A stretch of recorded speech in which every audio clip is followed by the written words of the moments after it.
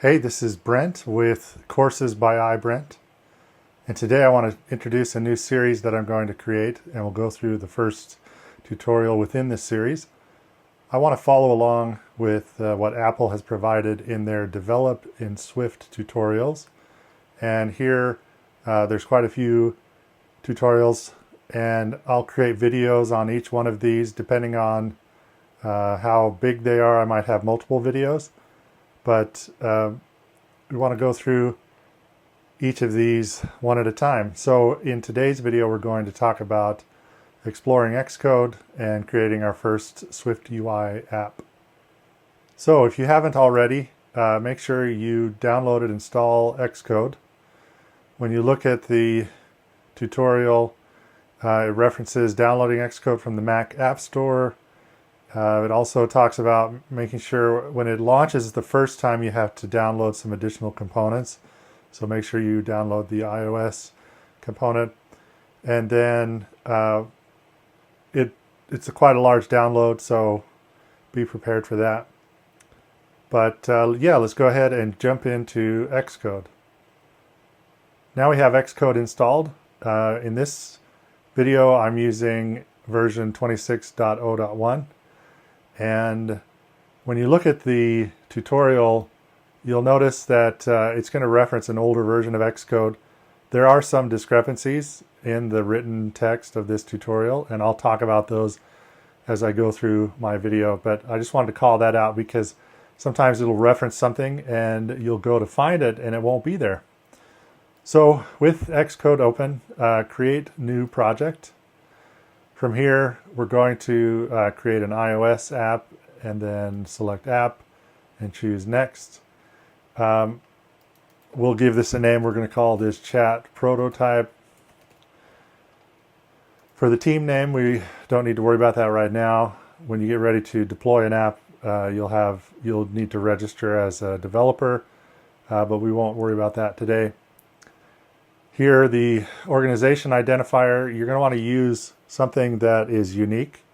So if you happen to have a domain name for a business or your own name, you can go ahead and enter that.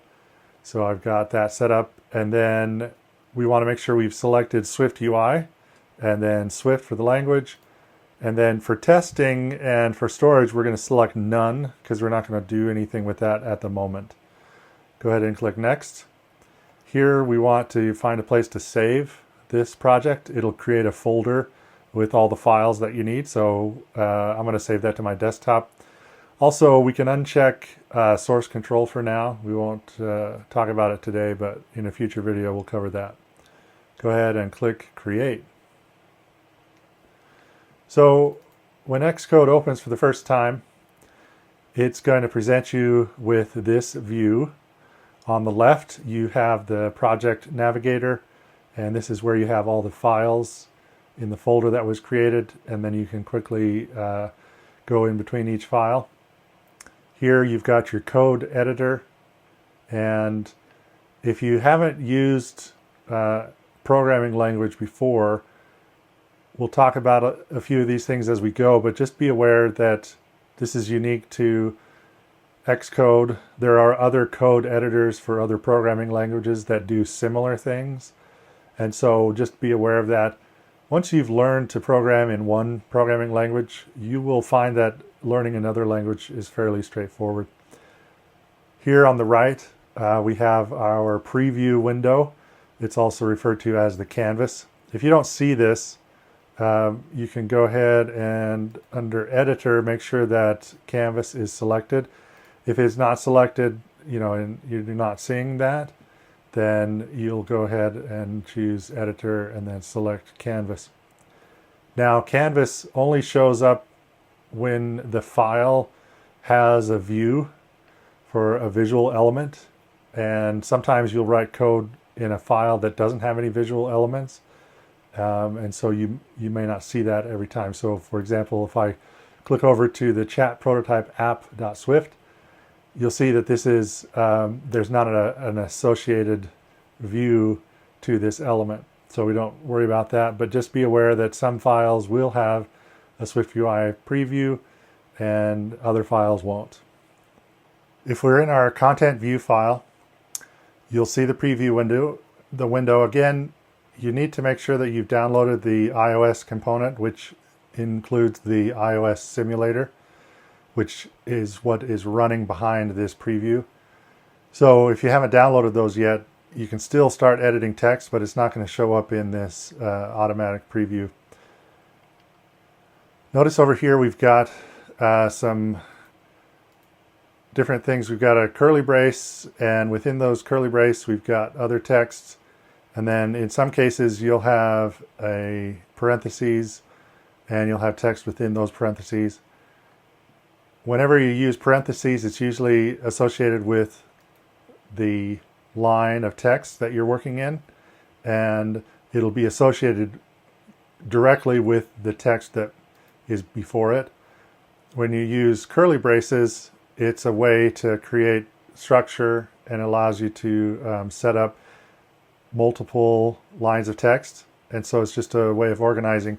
One thing you can do to select multiple things at once, if you double click on a curly brace, for example, it selects all of that text. If you double click on the parentheses, it selects all of that text, including the parentheses. If you double click on a word, notice here you've got these quotes and you have text within a quote. Whenever you have quotation marks and text within that, it's referred to as a string. And in this case, we're passing a string into a text SwiftUI. Other objects you can double click and select and then be able to edit. If you double click on the quotation marks, it selects all of the text, including the quotation marks. So those are some shortcuts that you can use. Let's go ahead and change this. Notice here on the right in the preview, you've got this little globe, and you notice over here you've got an image, and then you've got system name and then globe, and so that's then rendered here on the screen. You have additional text. Notice it has a dot and then it has additional text. These are called modifiers. And here, notice that the text is indented. So when you're working, this is the SwiftUI component, and then you have a dot, it's indented. That means this is associated with this image. So here you have image scale, and then you have foreground style. And so these are modifiers, and then these are the parameters that change whatever happens in the modifier. Here you have text, and notice we have the hello world. Let's go ahead and change that. In our case, we're going to change that. We're going to say knock, knock. And notice it automatically updates in our preview. When you're using the editor and the preview, you're going to have code completion and things that automatically try to compile your code. So while you're typing, Xcode is running in the background and it's trying to compile and run. And so what happens is, so let's say, for example, I delete this last quotation mark.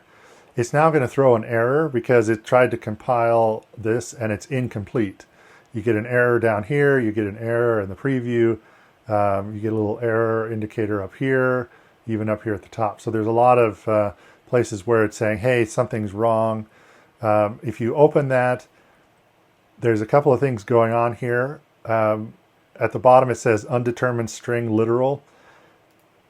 When we're working with strings and we have quotation marks, you have to have an opening and a corresponding closing quotation mark. And so when it's missing, then it throws an error. And notice that the error went away as soon as we typed. You'll find that as you're typing long long text for code, it's going to get in your way a little bit. It'll try to compile things as you're going, even as you're trying to figure out what you need to type next. Just be aware of that. It's a little annoying, but it's something that most code editors will kind of do that. It tries to think for you and tries to, figure out what you're doing, and it'll complain while you're typing. So just be aware of that. In the tutorial, it references this idea of adding additional components using the library. And so let me scroll down here to where we're at. It's going to say we want to add text, and it says open the library, click the add button at the top of the project window. And the problem is that when you look at this, there is no top of the project window. It's different. This is referencing an older version of Xcode. If I go back to Xcode and you look up here, we actually don't have the same plus button. This plus button is actually for something else. It has to do with adding a tab within the editor. And so unfortunately it's different. Well, the only way I've found is to actually go in, and if you go to, I believe it's View, there's an option that says Show Library. So if you click Show Library, then you'll get to that part of the tutorial. What we want to do is we're trying to add another text UI element to our app. First, what we're going to do is click at the end of this and then press return. And from here, now we're going to place additional text. So again, to get back to that, we want to show the library. And you've got a lot of little options here. These are all the various UI elements. Notice if you hover over this, it says Views Library. This one is Actions, APIs, images that are media that's in your application, colors associated with your application, and then symbols. We'll talk about symbols another time, but just so you know, the library has a lot of things that you can visually search for and figure out, oh, what is this? How do I use it? In our case, we want to select at the top and just start typing text. And from here, we can select text, and notice it gives you all the information of how to use it, the documentation around that. And if you double click, then it's going to add that text view to your code editor. And here it gives us some placeholder text. And so what I want is to go ahead and change that. I'm going to say, who's there? Who's there? Something like that. And notice you have the text showing up automatically. As you become more familiar with SwiftUI, you'll figure out that instead of going to the library in order to click and add the things, you can just start typing and just go ahead and type exactly what elements you want to show up on the view. We want to add modifiers to our text, and it will change the look and feel of the text. So if I select at the end, I'm outside of that parentheses, and I press return, and then I press dot, and then I start typing. Notice that you'll get some code completion. So here, if I start typing padding, then you're going to see that it's going to find all sorts of references to padding and various modifiers that you can apply to the text. So here I want to just type padding, and as soon as I use the two parentheses, I close it, it shows up, and notice what happened is it changed the spacing around the knock knock text. Let's add another modifier. So after the parentheses, press return and then dot, and then we start typing background. And the one we want is the one that says style in, and it's this one down here. So what it's doing is it's providing a placeholder for the text that it's expecting. And notice how it has this blue highlight. That means that this needs to be replaced with code that fits this requested information. And in our case, what we want is to type color. And notice you have the capital C, make sure you're spelling it correctly, dot, and then and we'll choose a color, and we're going to say yellow. When I have something highlighted here and you have the code completion, if you press tab, it's going to select or complete that with whatever was entered. Now, if I press the tab key again, it's going to automatically jump to the next text that I need to replace. And so for our purposes, we want to replace this with a shape, and specifically we're going to do rounded rectangle. And now again, with code completion, notice how I miscapitalized this and I didn't, I have two capital letters there. I don't actually have to fix that if I notice that this item is selected. And so when I press tab, it's going to auto-complete and then select that. Now I need to pass in information, and what I want to pass in is corner radius. And again, with the tab key, notice how this is selected, and that's what I want. So I press tab, and then it jumps to it. And again, it gives me the text that needs to be replaced. And so in our case, what we want is to set this to a value of 8.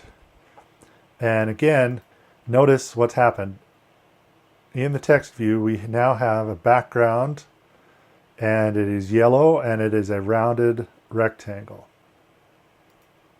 Something else I want to mention about code completion. In the latest version of Xcode 26, you now have Apple Intelligence, which gives you some enhanced code completion.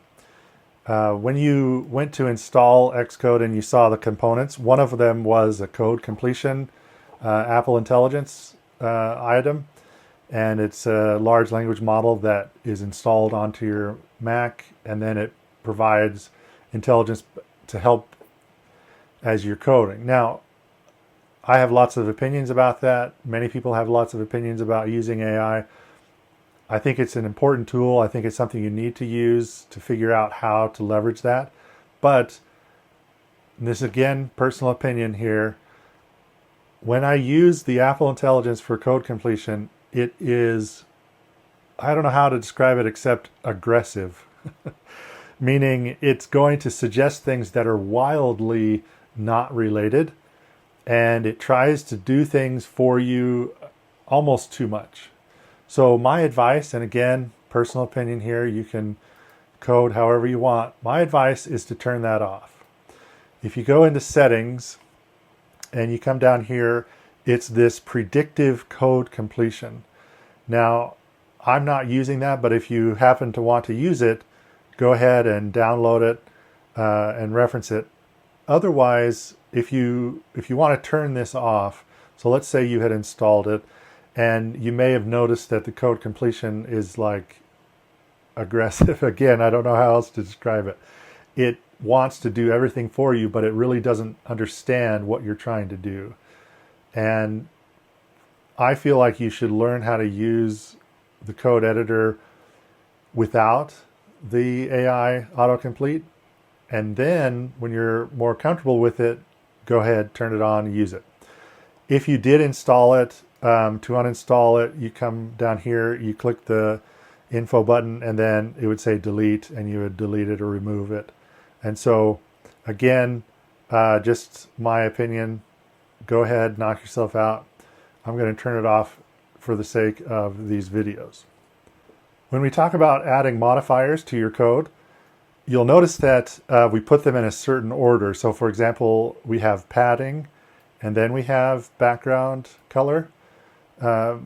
If I swap this, so let's say I select this and then I put it after, notice how it changes the behavior. And so what happens is that the background was applied just to the text element, and then the padding was applied after. And so it gives it a different look. You can experiment with this and, do this however you want. I think it's really important to experiment, figure out what changes happen, what can I do to modify this. And as you do that, you'll find that you'll discover things that are pretty cool. So keep that in mind. The order in which you put these modifiers on these UI elements will have a different effect. So in our case, I'm going to undo that, press Command Z to undo. And now we put it back, and now we have this padding first and then the color, and it shows up like we want it. One other thing you can do is with the preview window, if you come over here, you have a few options down here on the bottom. The first one is this live preview that is currently selected. And then the next is, if you click, is selectable. So now I can click here and interact with it, and it's going to give me some information. Notice that it shows this kind of bounding box around the element, and it also highlights, selects the text, and it indicates everything that is affected by these modifiers. And so you'll see the larger outline.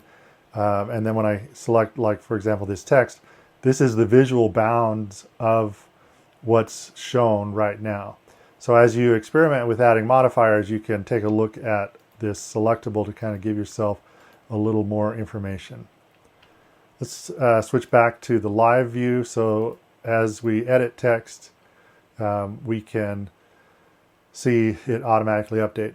Another good use for selectable is if you're working with a large code base, somebody else's code, and you've got a lot of UI elements on the screen, you can then select them one at a time to see, oh, this is where these live, this is how the visual boundaries of each element are, and this is where it is in code. To close out this video, let's go ahead and add some modifiers to this other text box. So again, I have the cursor here after the parentheses, and I'm going to press return, and then a dot, and I'm going to say padding. And again, I'm going to go ahead and click the tab button, and that's going to autocomplete. And I don't need any of these insets, so I'm just going to press the backspace key, and now I'm complete with the padding. And again, it's changed over in the preview. If I press return and I say background, you don't always have to select something in the autocomplete. If you know what you want, and let's say we're doing something else, you could do a number of things. You could copy and paste and then just change the values. You could retype it. I like to type things. I like to get used to that. And so I'm just repeating this, but I'm going to change the value. But I want to get used to typing and using autocomplete. So I'm going to go ahead and type it out, but I'm going to just say color. And again, I can press tab, and then I can press dot. And in this case, I want to choose teal. And then I add a comma, and then I type in. And then from here, I'm going to say rounded rectangle, and then corner radius, and set the same corner radius. So that completes this video. If you take a look at the tutorial page, you'll see all the things that we talked about today, and there's some additional diagrams and things that you can reference to give you a little more explanation about how properties and modifiers work. Also, at the end of the tutorials, you've got some questions that you can answer. I encourage you to take a look at that and check your knowledge. Hopefully what I've explained will make sense and gives you the right answers. So what type of data in Swift represents written language? So a string represents the written text that we use. So we'll select string, and yay, we got it. All right, the next one, which modifier expands the background of a view? So notice you've got two choices. One is padding and then background, and the other is background and then padding. So if you want the background to be expanded, that means you need the padding first and then the background. I'm going to select that. Yay, we got it right. Good job. You provide arguments between braces to provide related data. Oh, so I don't know that I explained this as well, but the curly braces, related data. Ooh, I'm going to say true. Nope. Sorry. Braces to create containers. Okay, I knew that. I meant false. You knew that. Arguments come between parentheses. Okay, yes. When you pass in arguments, you're passing them into the parentheses. So it's not braces. Okay. Now we've both learned something today. All right. Thanks for watching. Be sure to like and subscribe, and I'll see you in the next video.